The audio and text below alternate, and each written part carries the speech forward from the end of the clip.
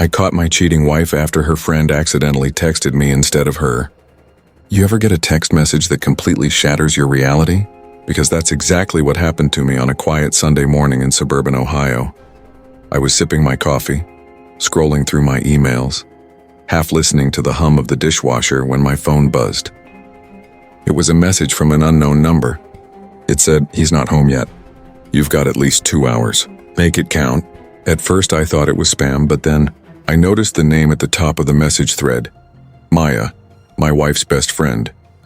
My stomach dropped. I stared at the text for a solid minute, trying to make sense of it.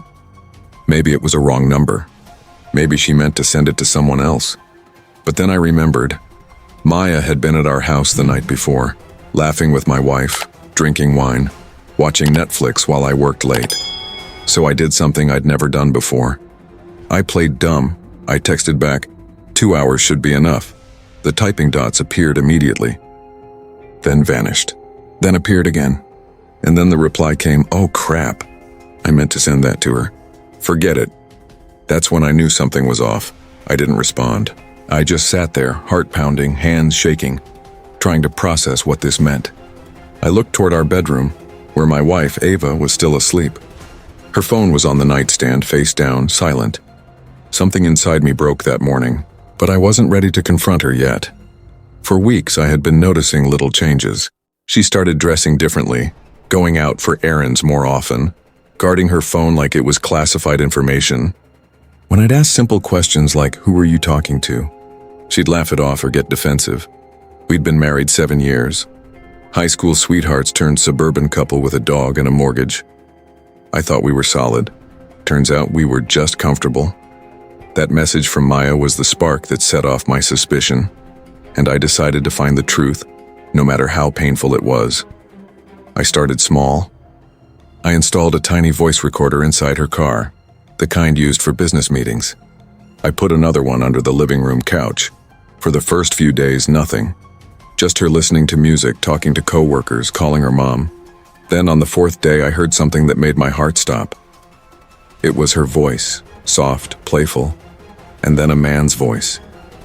They laughed, flirted, and then she said, "He still has no clue. You're crazy meeting me here like this." I paused the recording, replayed it. It was her. No mistake, I felt physically sick. But instead of confronting her right away, I wanted proof that she couldn't deny. I wanted her to see what I saw. The next Friday, she said she was going out with Maya again.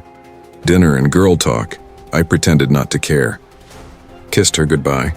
Told her to have fun, but this time I had AirTags, one hidden in her purse, another in her car.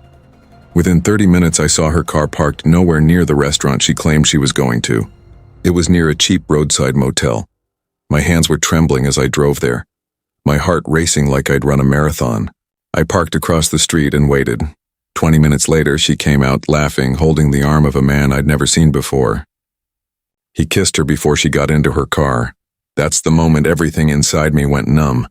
I didn't yell. I didn't scream. When she got home later that night, I was sitting in the living room with my laptop open. I had the recordings, the AirTag location history, and the photos from that motel parking lot. She froze when she saw it. "What's this?" she whispered. I looked her dead in the eyes and said, "You tell me." She tried to lie, said it was an old friend, that it meant nothing. But when I mentioned Maya's accidental text, her face turned white. That's when she knew the web of lies had collapsed. She cried, begged, said she made a mistake, said she felt neglected. But all I could think was, I gave you everything, and you gave me betrayal. I didn't throw her out that night. Instead, I packed a bag and left. A week later, I filed for divorce. Here's where it gets almost poetic. A few weeks after I moved out, Maya reached out again. She apologized for everything, said she didn't know her text would expose the affair. But then she dropped another bomb. "You should know. It wasn't just that guy. There were others.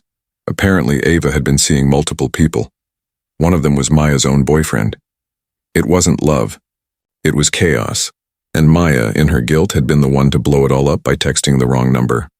It's been 9 months since then. I moved to Denver, started over. Therapy, gym, new job, new friends. It took time, but I learned something powerful. Sometimes the most painful truth is a gift in disguise, because that text, that one wrong message and didn't ruin my life, it saved it.